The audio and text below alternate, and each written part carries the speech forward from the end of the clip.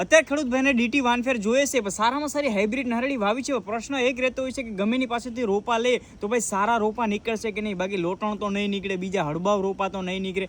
તો એના માટે થઈને હું એક વાત તમને આજે કહેવા જઈ રહ્યો છું ખેડૂત ભાઈઓ, કે જો હું અત્યારે જે બગીચાની અંદર કામ કરી રહ્યો છું, હું રોજે રોજ આ બગીચાની અંદર પોલિનેશન કરવા આવતો હોય છે. તો તમે આમાં જો ઓછામાં ઓછું 20 જેટલા બટન લાગેલા છે, પણ લોટણ નીકળવાના ચાન્સ કેવી રીતના રહેતા હોય છે કે ભાઈ જો હું ખુદ કામ કરું છું, હું કહેતો આવું છું કે હું કોઈ માણસો મેરે કામ નથી કરાવતો, હું ખુદ મારા જાતે મહેનત કરું છું ને મારા ઉપર વિશ્વાસ રાખો છો. જો અત્યારે તમે ઓછામાં ઓછા મેં તમને કીધું 20 બટન, જો આ અત્યારે તમે લાલ જોઈ રહ્યા છો, આ લાલ જોઈ રહ્યા છો, અહીંયા લાલ જોઈ રહ્યા છો, એ બધા સિક્રેશનમાંથી જતા રહ્યા છે. એમાં આપણે પોલિનેશન કરી દીધું છે.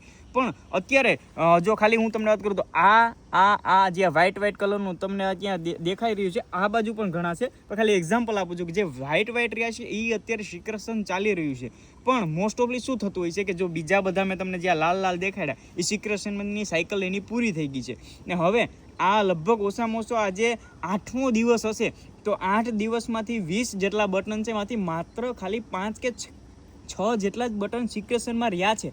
તો હવે કોઈ બીજા મેરે આપણે કામ કરાવતા હોય અને એ હવે પોલિનેશન કરવા ન આવે, કેમ કે બીજા બધી છે એની સાયકલ પોલિનેશનની પૂરી થઈ ગઈ છે, પણ બાકીના છે એમાં પોલિનેશન કરવા આવવું પડે. જો એમાં ટાઈમ ટુ ટાઈમ પોલિનેશન નહીં થાય તો એ લોટણ થવાના ચાન્સ 6% રહેવાના છે.